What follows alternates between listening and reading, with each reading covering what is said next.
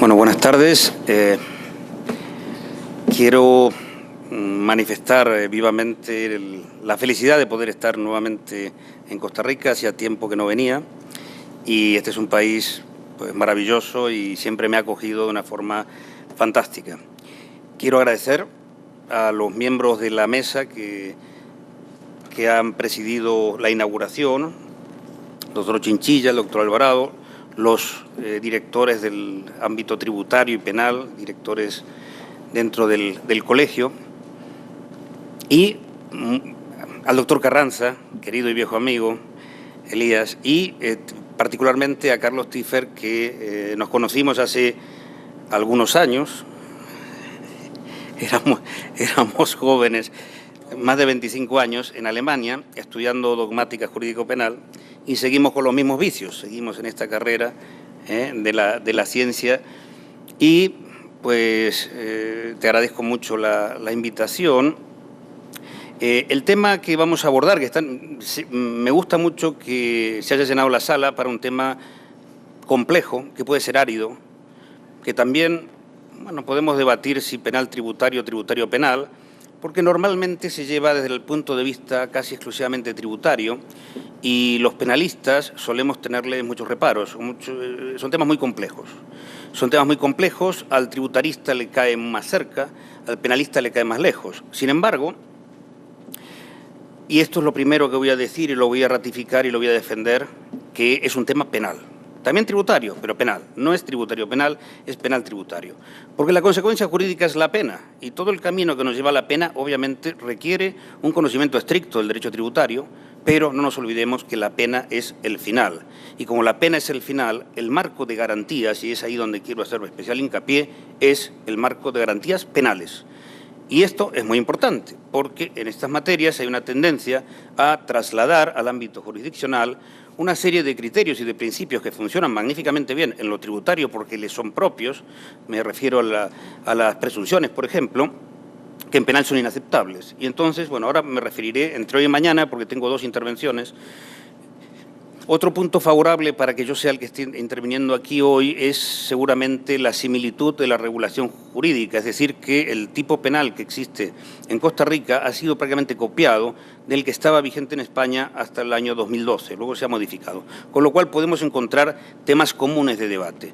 También es cierto que no se aplica mucho este tipo penal porque se llega a través de unas vías indirectas, a través de conformidades, conciliaciones, como se llame, a no llegar a la vía estrictamente penal, no se lleva a juicio, lo cual a la hora de la verdad puede ser la causa principal por la cual no se ha estado estudiando estos temas con el rigor que merecen. En España el máximo representante del derecho penal económico, que es el profesor Bajo Fernández, dijo en su día que este era el eje del derecho penal económico. Y realmente lo es, porque en España hay publicados sobre estos temas miles de artículos y de libros, incluso uno mío muy reciente que todavía no ha aparecido, que he escrito un tratado del derecho penal tributario que tiene casi 1000 páginas y que va a salir dentro de 15 días, ya está corregida las segundas pruebas. Se trata de un tema de parte especial del derecho penal, ni siquiera eso. Es un tema muy complejo que abarca y hace tambalear a toda la teoría del delito. La teoría del delito está aquí viva y presente. ¿Por qué? Pues es muy fácil entenderlo. Si pensamos un poco en los escándalos que son mundialmente conocidos sobre estos fraudes, los futbolistas que juegan en el Real Madrid o que juegan en el Barcelona, están imputados los dos más principales futbolistas y claro, juegan muy bien al fútbol, no cabe ninguna duda, y ganan 100 millones de euros más o menos cada uno al año, ¿no? Les pagan muy bien. Ahora, ¿ustedes los ven capaces de generar una estructura de fraude fiscal con empresas cruzadas en 5 países, paraísos fiscales y demás, ellos solos? Vamos, evidentemente no. Tiene que haber un entramado, digo entramado, o un equipo o de juristas, tributaristas, economistas que les han asesorado y les han estructurado todo este tipo de fuga de dinero, que además nos puede llevar, para empezar, la materia de autoría y participación está viva porque hay un entorno que puede o no ser imputado por estos delitos. Pero también la teoría del error, porque ellos, sinceramente, me da la impresión que en muchos casos no son plenamente conscientes de cómo está estructurado y hasta qué punto esto está dentro o fuera del Código Penal. Es más, es probable, y digo el Código Penal porque en España estos delitos están en el Código Penal, otro tema relevante, importante. ¿Por qué hablo de entramado y por qué digo que la teoría del delito está toda presente? Porque son delitos muy complejos y es el eje del derecho penal económico y es donde realmente se pone a prueba si las teorías maravillosas de Roxin, de la autoría mediata o no autoría mediata, de delitos especiales o delitos comunes, si la naturaleza de la regularización tributaria, la naturaleza jurídica de las cuantías, que he visto que en la ley costarricense está, la solución dogmática está en la propia ley, que dice esto es una condición objetiva de punibilidad. Graso error, aunque yo no dudo que sea una condición objetiva de punibilidad. Lo que pasa es que el legislador no lo puede decir así, porque no es su tarea, no es su función etiquetar dogmáticamente qué es cada parte del tipo penal o del precepto penal en cuestión. Es una tarea de la ciencia.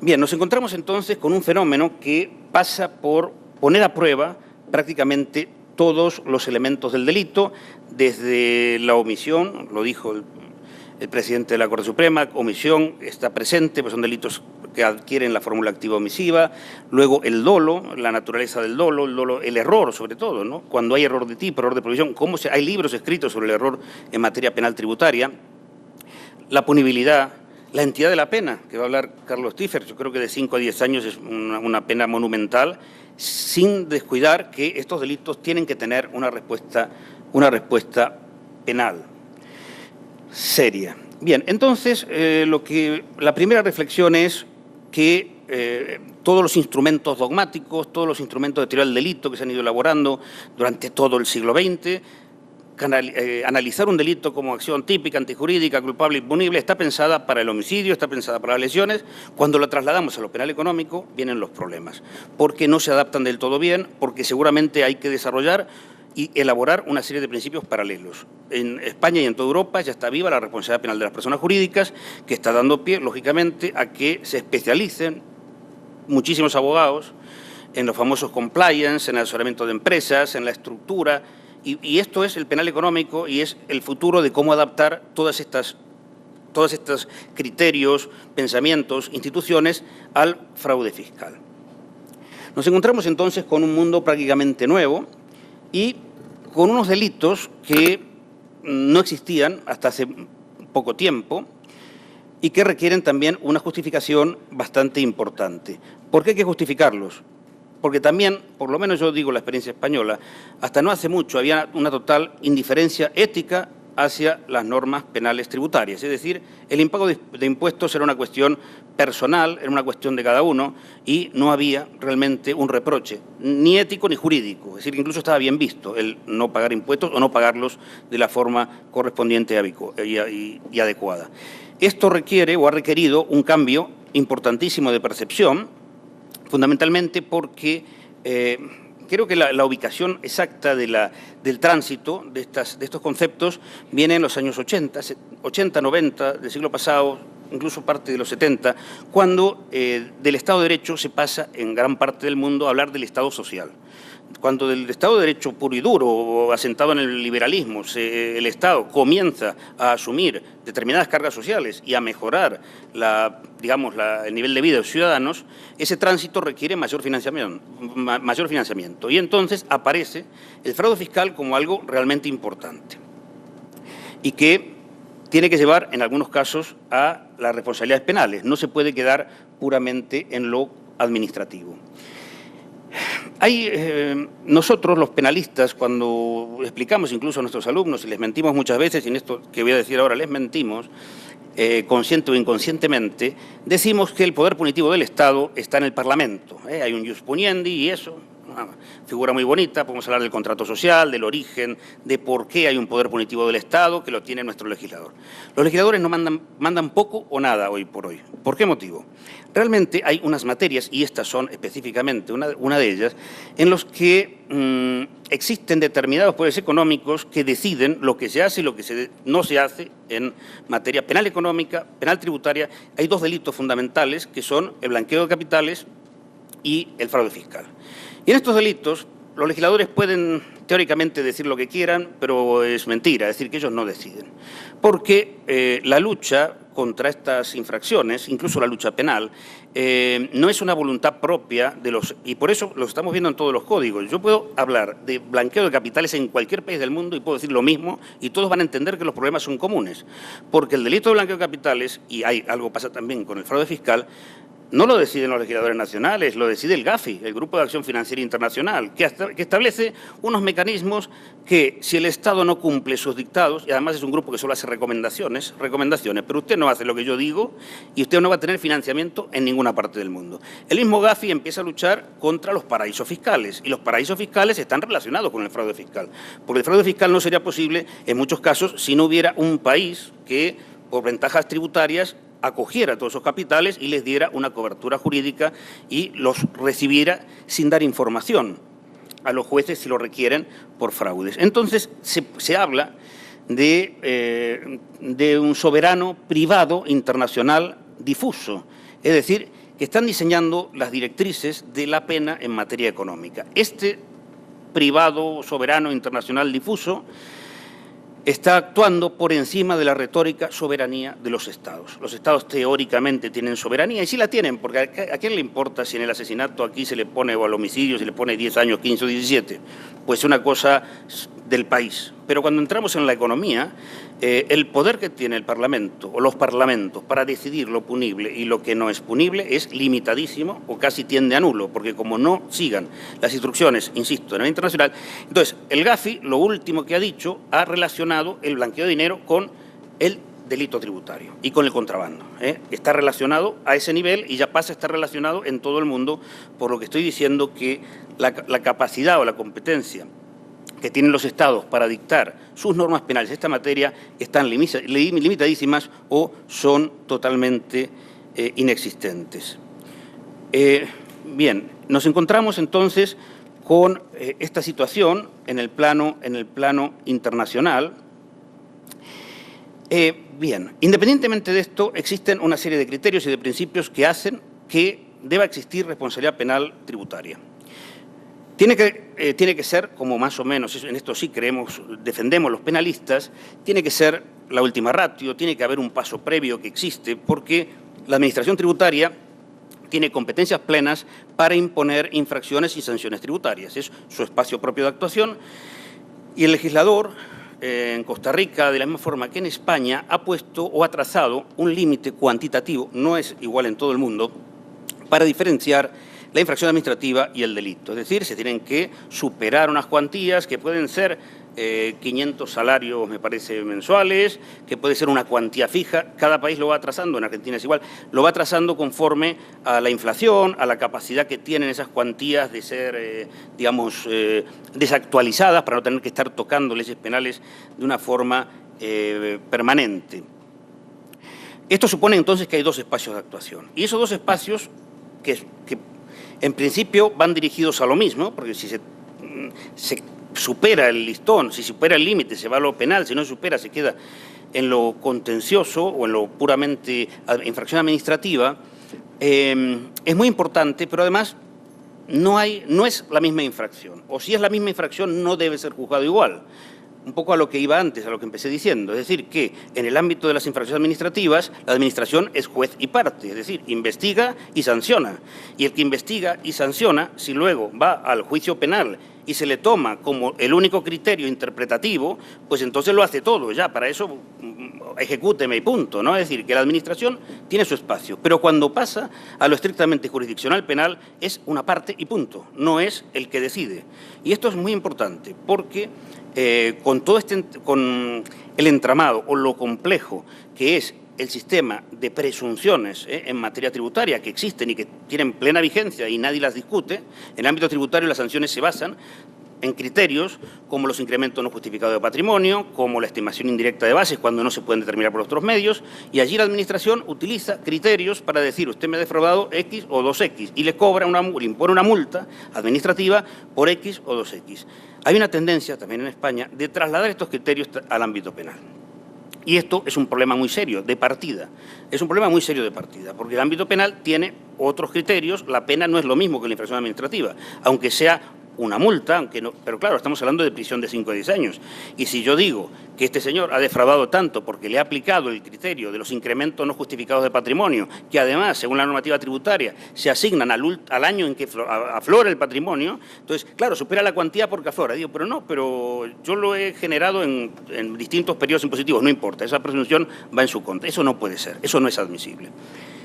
Problema de todo esto, evidentemente que, y yo lo digo como un postulado de futuro, si esto realmente pasa a ser una normativa de aplicación real, se requiere una formación mucho más completa en los órganos de la Administración de Justicia dedicados a estas materias, porque los jueces normalmente no tienen una formación suficiente en materias económicas, contables, en materias pues tributarias, digo juez penal, el juez contencioso seguramente está formado en lo tributario, pero el juez penal requiere una actualización. Bien, el Estado ha ampliado sus gastos públicos y, lógicamente, tiene que incrementar a través de los tributos, y nadie discute que el fraude tributario tiene que ser un delito. Es decir, los tributos son imprescindibles, no hay Estado que funcione sin cobrar sus tributos, y, efectivamente, tiene que ser un mecanismo que el impago viola la solidaridad tributaria. Esta solidaridad tributaria puede alcanzarse a través de distintos medios educativos, informativos, preventivos o incluso coactivos, y eso está fuera de discusión. Es decir, el defraudador tributario es una persona insolidaria, está atentando contra intereses colectivos y, por lo tanto, puede ser objeto de una reprobación administrativa si no supera determinada cantidad o penal si supera esa cantidad. Ese punto, quiero que quede bien claro este punto de partida, porque yo soy muy propenso a criticar los abusos de la Administración, que existen, que son constantes, que se pueden apreciar con facilidad, pero no voy a negar que no me voy a poner del lado del defraudador, simplemente digo que realmente hay que pagar los impuestos, pero la consecuencia del impago o del fraude más que el impago es que no debe haber abusos en el desarrollo de la política tributaria del Estado y que coloque los principios político-criminales y, sobre todo, el marco de garantías en un lugar, los haga desaparecer. Bien, se trata de un sistema muy complejo, incluso híbrido, que contiene elementos tanto de la tributación como del derecho penal. Evidentemente, se ha comentado, es una ley penal en blanco, lo has comentado tú, Carlos, o se ha comentado que es una ley penal en blanco. Al ser una ley penal en blanco, tiene que recurrir necesariamente al derecho tributario. No hay dos definiciones de impuesto sobre la renta, vamos, es la que es. Y los contornos del impuesto, las características, el periodo de pago, todo eso está trazado por una ley no penal. Es decir, que el Código Penal ahí no puede decir prácticamente nada, sino simplemente asociar al fraude una pena. Pero entonces, nos encontramos, por un lado, con una normativa extrapenal muy compleja, pero imprescindible para entender el delito, y luego la consecuencia jurídica del delito. Y con todo esto tenemos que llegar a los tribunales de justicia y llegar a una condena cuando corresponda y a una absolución cuando no corresponda, que también se tienen que dar estas circunstancias. Bien, rigen entonces todos los principios del ordenamiento jurídico penal. Un autor que ya está desactualizado, pero tiene una obra magnífica sobre esta materia, catedrático de Sevilla, Fernando Pérez Royo, dice que, catedrático de tributario, además, dice que la hacienda pública en esta materia se encuentra en una posición de supremacía. La Administración tributaria, con apoyo legal, proclama la existencia y cuantía de la deuda tributaria a través de actos de liquidación, valora la prueba, interpreta las normas, comprueba, investiga, rectifica, todo eso hace la Administración tributaria. Y el derecho penal tributario, entonces, se convierte o se debe convertir en algo más que en un derecho administrativo preventivo. El ámbito punitivo requiere una legitimación, como he dicho, en materia estrictamente penal. Bien, existe entonces una política criminal que yo voy a analizar en este caso, no puedo analizar la costarricense porque la desconozco, qué política criminal o qué se persigue con estos delitos. El Estado, obviamente, hasta cierto punto está obligado a incorporar estos delitos en el Código o en la ley, en este caso, en la ley tributaria, pero ¿qué persigue con ello? Tiene que perseguir los fines de la pena, que no son recaudar impuestos. Es decir, no se puede instrumentalizar al derecho penal para recaudar.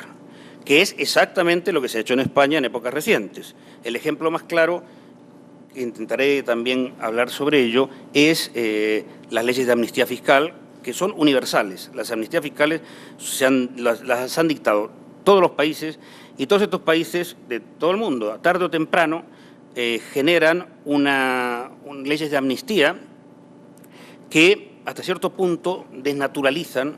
Aquí se está desnaturalizando la pena en muchas circunstancias. Una de ellas es la amnistía fiscal, porque si yo soy un defraudador y sé que tarde o temprano serán 3 años, 5, 7 o 17, pero en algún momento va a caer la amnistía fiscal, me voy a arriesgar a no pagar los impuestos, a mantener el dinero en paraísos fiscales, a jugar hasta el día que lo recupere o que pueda recuperarlo. Entonces, la amnistía fiscal, ya para empezar, es una fórmula que viola la igualdad, ¿no? La igualdad. Y también la viola, se ha cuestionado esto, los procesos de regularización tributaria. La regularización. ¿Qué pasa con la regularización? Pues, por lo menos en España, se sigue el modelo alemán que admite la regularización, es decir, es el único delito que existe que una vez consumado, si alguien con posterioridad a la consumación paga todo lo que debe, se le perdona, ¿no? De forma espontánea. Pasa aquí, pasa en todo el mundo. Pues son criterios ya universales. Esto es regularizar. Esto es, de alguna forma, poner a cero el contador y dejar la deuda. Claro, lo que se ha pagado es el dinero adeudado, pero el derecho penal, que yo sepa, esto no es trasladable a ningún otro delito. Si yo robo un banco y a la semana me arrepiento y devuelvo el dinero, me queda una pena, seguro. Es decir, que ya el delito está consumado. Tal vez me limiten hacia alguna forma de rebaja de la pena, pero el delito consumado es el delito consumado, salvo en este caso. Este es el único supuesto donde un delito consumado tiene la posibilidad legal de borrarse todos sus efectos si espontáneamente se devuelve el dinero con todo lo defraudado, con los intereses o recargos o lo que haga falta. Esto viola el principio de igualdad, por lo menos se planteó en Alemania, y el Tribunal Constitucional alemán dijo que no viola el principio de igualdad, que esto formaba parte del particularismo, podemos llamarlo particularismo tributario. Es decir, que el derecho penal tributario tiene unas connotaciones que no son iguales al resto de delitos. Pero ¿hasta qué punto se pueden admitir estas peculiaridades? Otro catedrático importante de España, Terradillos, dice lo siguiente: el derecho penal no sustituyen a las políticas económicas, ni se constituyen en mero refuerzo instrumental de las mismas. Es decir, que no se puede, en síntesis, que no se puede utilizar el derecho penal como medio para recaudar o amenaza para recaudar. Y si ustedes lo piensan bien, si me dicen que realmente hay muy poquitos casos que llegan a sede jurisdiccional, evidentemente esto está funcionando como una amenaza para recaudar, es decir, paga o vas a la cárcel. Y realmente no es la función que debe cumplir el derecho penal en ningún caso. De la misma forma que sostengo que tiene que sancionarse penalmente al defraudador, al mismo tiempo, de la misma forma, digo que no pueden generarse un mecanismo que se aleje de las pautas básicas del derecho penal y que, en virtud de este particularismo tributario, pueda utilizarse como amenaza para cobrar, que es lo que se hace y con ayuda de los legisladores.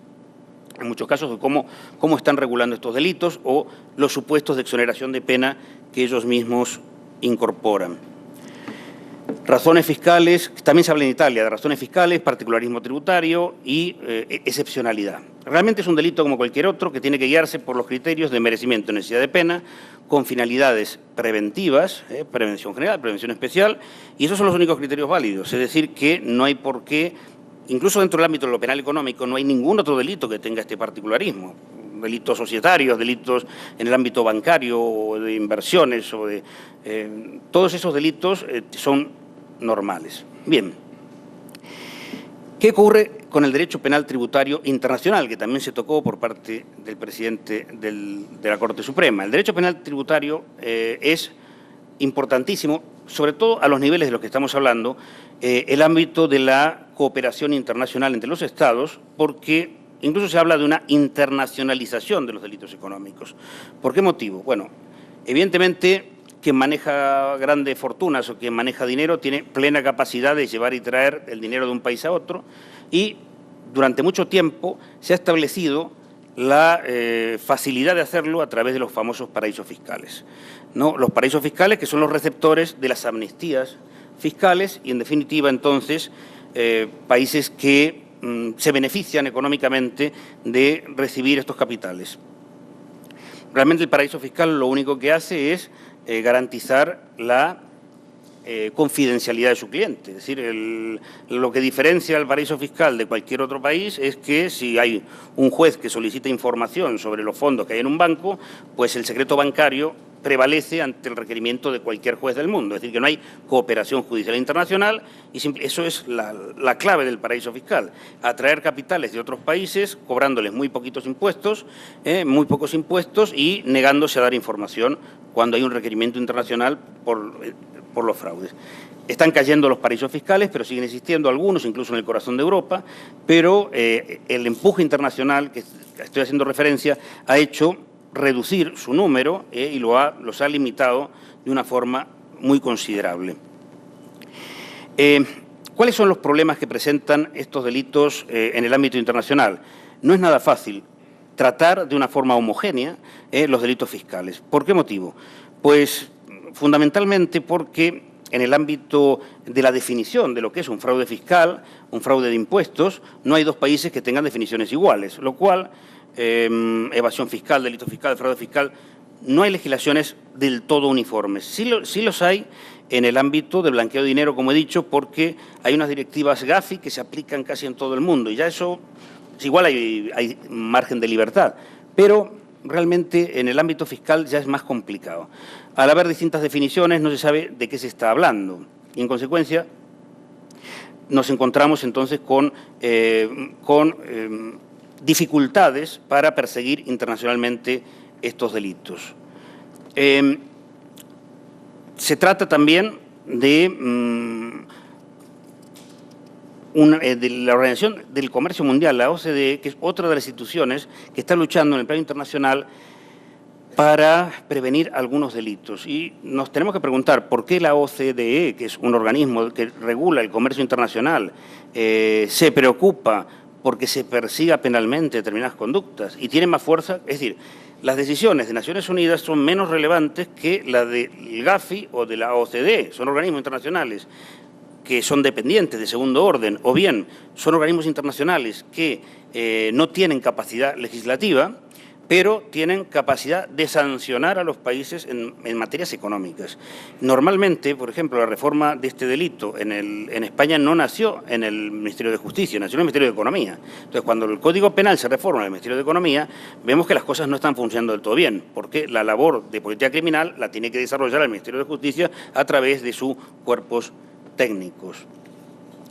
Bien, como he dicho, hay que respetar todos estos principios constitucionales que surgen del derecho penal, por supuesto también los que provengan del derecho tributario, pero los derechos penales son imprescindibles. Y esto nos lleva entonces a rechazar hablar de un particularismo tributario, a hablar de razones fiscales para la regulación de estas disciplinas de una forma distinta a lo que puede hacer cualquier otro delito de los que están dentro del Código Penal. Por ejemplo, en Italia, las razones fiscales sirven para justificar una regulación penal tributaria que consagra excepciones a los principios constitucionales aplicables en sede penal. Esto es lo que no es posible. Es decir, los principios constitucionales están relacionados con la pena, con una consecuencia jurídica muy grave, y al estar relacionados con la pena no se pueden soslayar, no se pueden eliminar con el argumento de que es una zona muy peculiar dentro del derecho penal. En el ámbito de las amnistías, yo lo digo brevemente también, se ha discutido en España mucho la última amnistía fiscal. Hay una cada tanto tiempo, entonces ya más o menos la gente sabe que tarde o temprano te van a perdonar o te van a conseguir repatriar el dinero que tienes fuera. En plena crisis económica mundial, el año 2012, el actual gobierno sacó una amnistía fiscal. Sacó una amnistía fiscal que fracasó por todos lados, es decir, fue un desastre como amnistía. No recaudó lo que quería recaudar, generó incertidumbre, incluso perjudicó seriamente a los que se acogieron a la amnistía. Fue declarada inconstitucional por el propio Tribunal Constitucional por violar el principio de igualdad. ¿Y dónde está el fallo? ¿Qué diferencia hay entre esta amnistía fiscal y las regularizaciones fiscales ordinarias que exoneran de pena? que los que se acogían a la amnistía tenían que pagar el 10% de los tributos adeudados. Es decir, una regularización ordinaria que exonera de pena me exige pagar el 100%, más recargos, más intereses, más no sé qué. En cambio, aquí, pagando el 10% solamente de los impuestos adeudados, permitieron que regresaran a España 4.000 millones de euros. Pensaban que iban a ser 100.000 y volvieron 4.000. Pero de los 4.000 que volvieron, los que se los habían llevado y los devolvieron, obviamente se los llevaron rápidamente a donde estaban, porque estaban más seguros en los bancos, en el extranjero, en Suiza, donde sea, que en la banca española, que hubo bancos que cayeron y generaron muchísimas pérdidas añadidas. Esto significa que como estrategia de recuperación de capital, de inyección de capital en el mercado financiero que estaba en ese momento, o en la economía que estaba estancada y en crisis, pues la amnistía no sirvió para nada. Pero sí sirvió entonces para que el Tribunal Constitucional la declarara inconstitucional, y también sirvió, curiosamente, para que todas estas personas que entonces confiaron en el Gobierno y no se dieron cuenta del todo, el Gobierno les había prometido todo lo contrario, se encontraron de repente imputados por blanqueo de dinero. Porque ese dinero, que está un motivo de enorme discusión, si el dinero producto de un fraude fiscal puede ser considerado un bien contaminado a los efectos del blanqueo de capitales.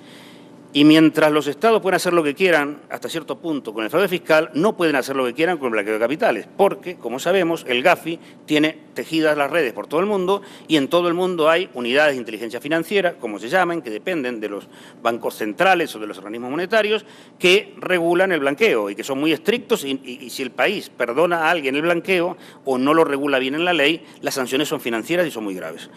Este es el contexto. Entonces, estos que se han exonerado de pena por fraude fiscal, muchos están siendo investigados hoy por blanqueo de dinero, porque además la fórmula que se utilizó para la amnistía fiscal es una fórmula que obligaba a declarar exactamente el tributo que se había defraudado, porque no era para todos los tributos en general, sino que tenía que ser específicamente para el impuesto sobre la renta de las personas físicas, impuesto sobre la renta de ciudadanos extranjeros, que declararan en España o con bienes en España, y por último el impuesto de sociedades. Entonces, en la declaración había que especificar el año defraudado y exactamente el origen, con lo cual esto sirve de autodenuncia para el blanqueo de dinero. Bueno, yo no me meto en eso porque es un lío que hay bastante grande, ¿no?, en ese contexto. El lío todavía mayor, porque a mí personalmente no me queda para nada claro, tal vez lo hablemos mañana, si el producto del fraude fiscal se puede considerar susceptible de un delito posterior de blanqueo de dinero, que normalmente tiene una pena también considerable. Si sumamos las dos penas nos vamos al infinito casi, y además la posibilidad también implementada en casi todo el mundo del autoblanqueo, es decir, que la misma persona que comete el delito previo pueda ser imputada por el blanqueo posterior de sus bienes. Los terceros lo son sin duda, bancos, entidades financieras, un montón de sujetos que pueden intervenir en esta legitimación de los capitales, pero el propio sujeto, a través del autoblanqueo, se está imponiendo en todo el mundo esta figura del propio autoblanqueo, que es muy polémica. Bien, y el otro caso no menos polémico también que se ha discutido es el de la lista Falciani. Todos los días hay escándalos de este tipo. Yo creo que la prensa no tiene ya páginas, pues vemos un fraude fiscal cada día en todo el mundo, un escándalo. Este Falciani era un empleado del banco HSBC, ¿no?, que le despidieron y se llevó todos los datos fiscales de todos los clientes, sobre todo los que tenían el dinero totalmente oculto. Y vendió el disco con todos los datos a la Hacienda alemana. Es decir, el gobierno alemán, la Hacienda, le compró los datos que este señor había sustraído de la información fiscal de 10.000 personas. Y el que menos había defraudado era 1 millón de euros. Vamos, era una cosa brutal la cifra. Bien, entonces la Hacienda alemana con eso empieza a abrir procesos penales en Alemania y además a través de las redes europeas de cooperación en materia fiscal, de lucha contra la evasión a nivel europeo, que hay una red que forman todos los estados, entregó a los demás estados el nombre de sus nacionales. Entonces le entrega a España a todos los españoles que figuraban en la lista. Y a un pobre hombre por ahí, con la única prueba de un dato contable, le imputan y le condenan por fraude fiscal. Entonces, el debate, si esto realmente es una prueba lícita, si es fruto del árbol prohibido o no, utilizar, porque evidentemente en sus orígenes ha sido una información sustraída por un empleado totalmente traidor con la entidad que se lleva los datos y además los vende. Y finalmente el Tribunal Supremo de España la ha admitido como prueba porque dice que si esa prueba hubiera sido obtenida por la policía o por un órgano del Estado, sería una prueba ilícita que hubiera desbaratado toda la investigación posterior. Aparte no había más pruebas del fraude. Pero como era un particular que había cometido un delito, pero un particular, yo creo que la interpretación es completamente absurda y que tendría que ser una... Pero en Europa, en todos los países, en muchos se está admitiendo esta prueba como prueba única por fraude fiscal y en otros países realmente, en Suiza, lógicamente no se admite, que ha sido históricamente también un refugio para el fraude. Bien, existe la posibilidad de sancionar penalmente 2 veces por estos delitos. Este es el principio non bis in idem en materia penal tradicionalmente impide y sigue impidiendo la aplicación de 2 penas por el mismo delito. Sin embargo, y esto es un tema también importante y debatido, la posibilidad de aplicar una sanción administrativa y una pena por el mismo delito. Muchas legislaciones admiten la posibilidad de doble sanción porque consideran que es un espacio compatible. Y esto también lleva a una discusión muy grande. Entiendo, sin duda, que viola el principio bis in idem, es decir, que hay una violación del principio non bis in idem si aplico por los mismos hechos la sanción administrativa y le sumo la sanción penal. ¿Por qué motivo? Esto toca más a los tributaristas que a los penalistas, porque lo viven todos los días seguramente, pero el Estado es responsable de organizar coherentemente su sistema sancionador. Y realmente si hay 2 sanciones por el mismo hecho, pues tiene que impedir una de ellas, la que sea. Este principio se asentó en España durante muchos años, y lo dijo el Tribunal Constitucional, pero hace relativamente poco tiempo cambió la jurisprudencia. Este es otro problema, cambia la jurisprudencia. Si nosotros, empecé hablando de los futbolistas, realmente estos futbolistas vieron que no había ninguna jurisprudencia clara, que las maniobras que hacían de tener unos derechos de imagen en terceros países y separar los ingresos y los derechos de imagen fuera punible. Pero de repente cambia la jurisprudencia y dice, no, esto es punible. A partir de ahí imputan a todo el mundo por un cambio de jurisprudencia. ¿Y quién puede librarnos de un cambio de jurisprudencia? Esto es una cosa que también tendría que ser analizada, porque cuando alguien va a asesorar, asesora en base al mundo jurídico que se vive ese día. Y si hay una jurisprudencia uniforme que dice que eso no es delito y pasa a ser delito, pues fíjense ustedes qué inseguridad jurídica, no solo para el que tiene que declarar tributariamente, sino para todo el entorno jurídico que le asesora, que terminará imputado como instigador, inductor o cómplice o cooperador del delito que ha cometido el principal, que es otro problema. Lo primero que dijo el jugador del Real Madrid es: yo tengo tal despacho de abogados, el más famoso de Madrid, que es el que me ha diseñado todo esto. Y el despacho negándolo, por supuesto. Y no, es que vino un día aquí, pero no le cobramos, más o menos, ¿no? A cualquiera se lo cree, pero bueno. Entonces nos encontramos con el principio non bis in idem, que la jurisprudencia ha dado una solución bastante absurda. No se produjo en el ámbito penal tributario, pero ya se aplicó en otros casos este criterio. Se produjo en el ámbito de infracciones de tráfico, es decir, una persona que conducía bajo los efectos del alcohol y le sanciona administrativamente, le sancionan administrativamente y rápidamente el abogado que le dice, paga la sanción administrativa, pues el hecho era penalmente punible, se abrieron los 2 procesos a la vez, no se dieron cuenta, y el abogado le dijo rápidamente, paga la sanción administrativa, porque utilizando el criterio histórico del non bis in idem, cumplido lo administrativo, lo penal no se podía seguir adelante. Realmente lo pagó rápidamente, y cuando alegó en el juicio penal el principio non bis in idem y la sanción previa, el juez penal le dijo, mire, usted está penalmente tal, y le condenó otra vez, descontándole la multa que había pagado en la infracción administrativa.